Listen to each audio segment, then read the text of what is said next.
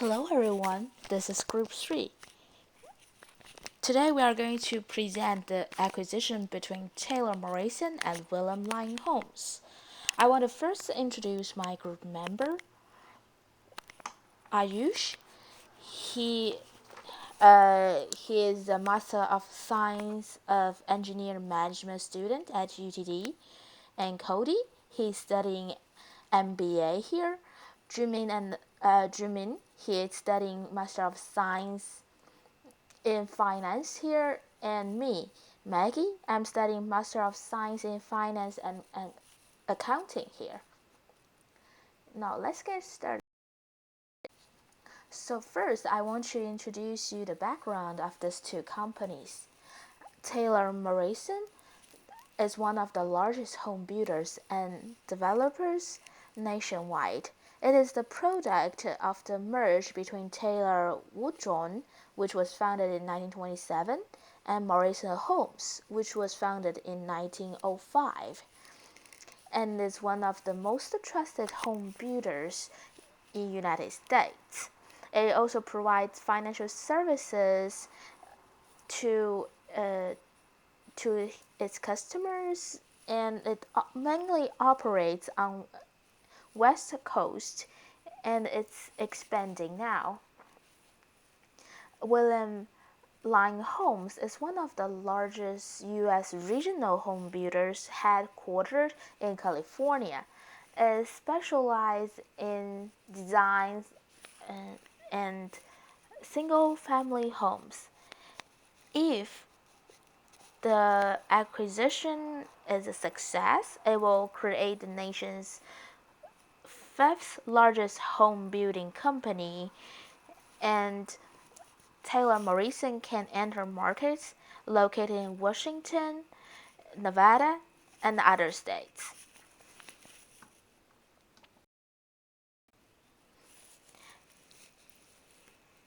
The here is our analysis based on the historical data. For the revenue for William Lyon Homes in the past 4 years, they do have a growing total revenue, but the growth rate is kind of decreased. And the net income fluctuates among years.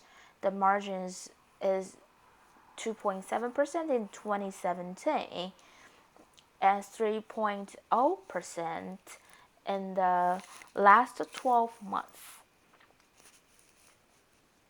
And for ratios, the liquidity of this firm is kind of okay. The current ratio is down to 4.3 compared with 11.1 in 2017. And the outcome is William Lyon Home is facing a bottleneck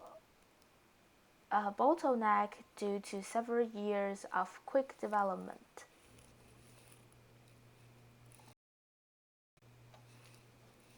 And now I want to show you the equity story of the company.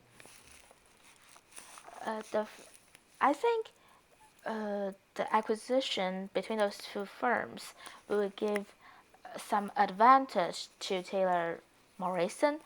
The first one is the cost saving from the cost of labor.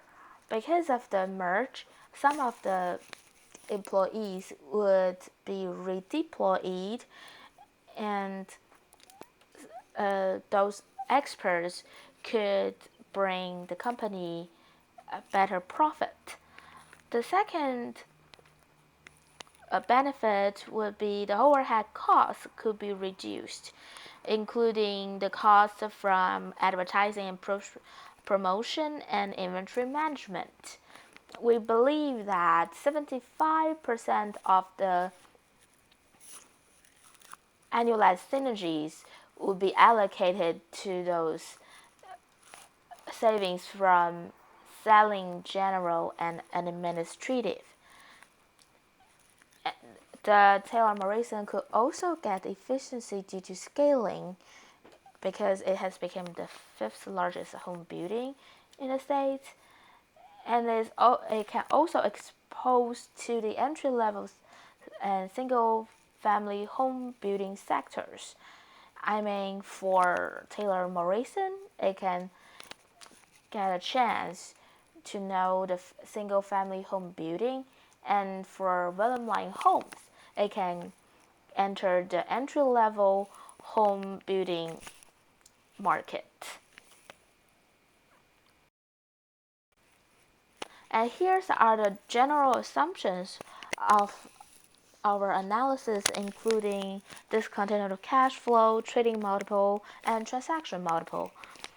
We believe that the revenue growth rate should vary depends on the year. We use the industry analysis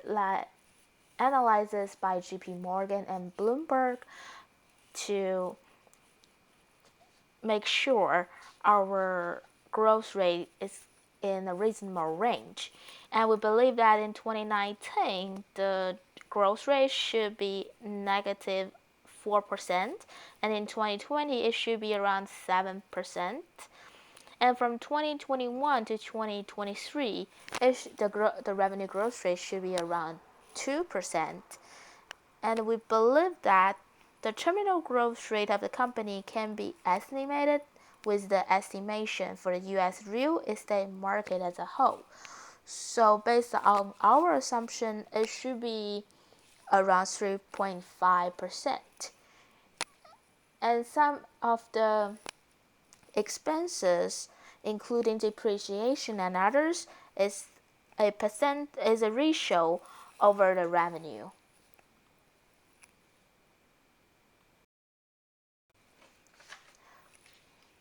And the first valuation method we use is the discounted cash flow valuation.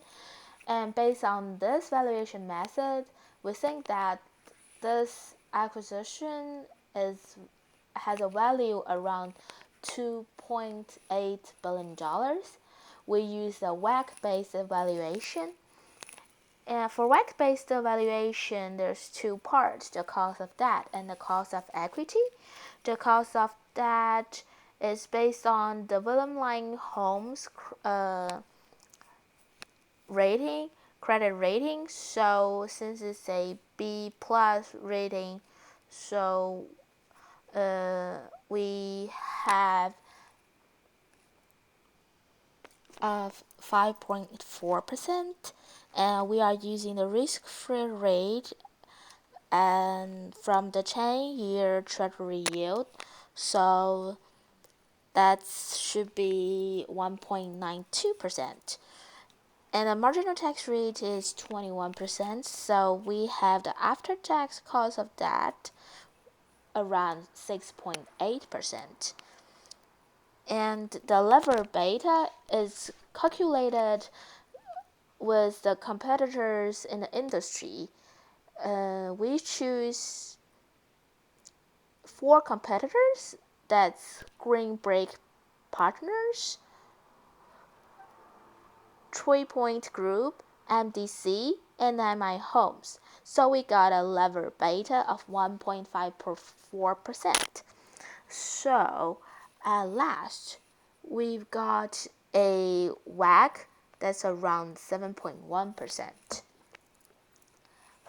And based on this WACC, we have the total enterprise value around 2.8 billion. And the next valuation method we use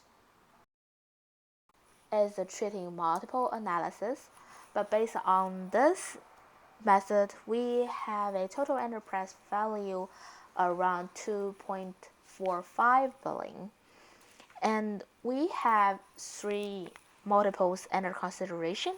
The first one is the total enterprise value over the last 12 months revenue, and this multiple we have 1.11, and this is the most constant multiple And the other two multiples we use are total enterprise value over the EBITDA and total enterprise value over EBIT. Those are pretty common and sporadic.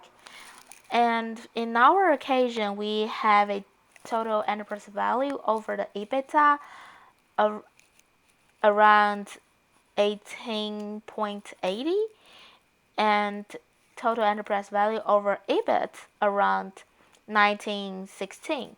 So those are all multiple values, not like the total enterprise value we have.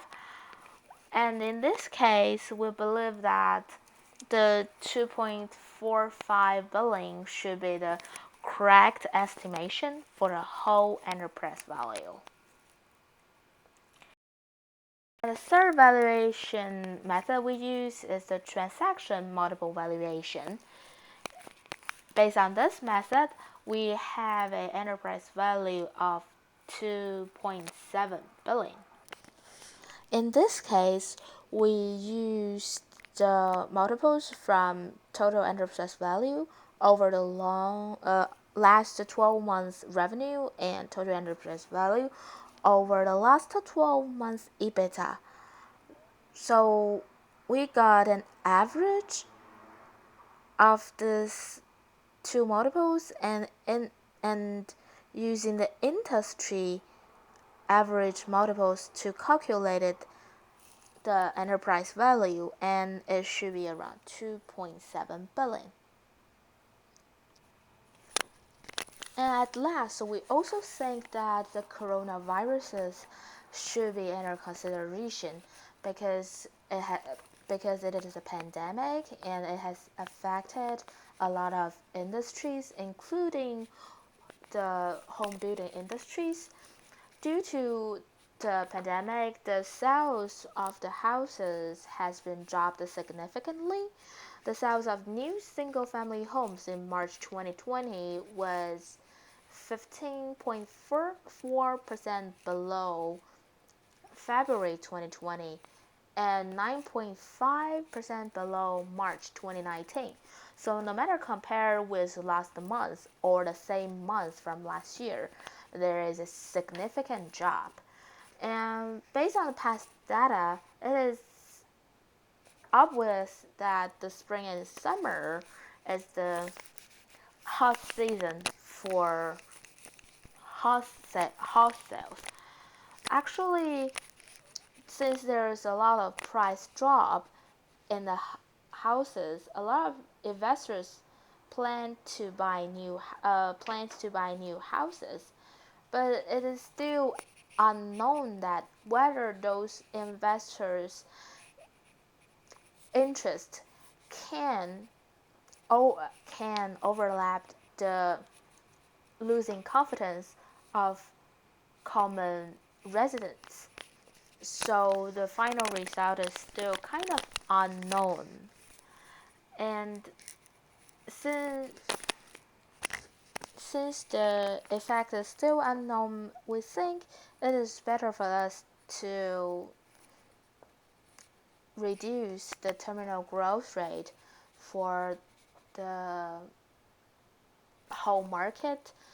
Probably the new growth rate will be around 2%.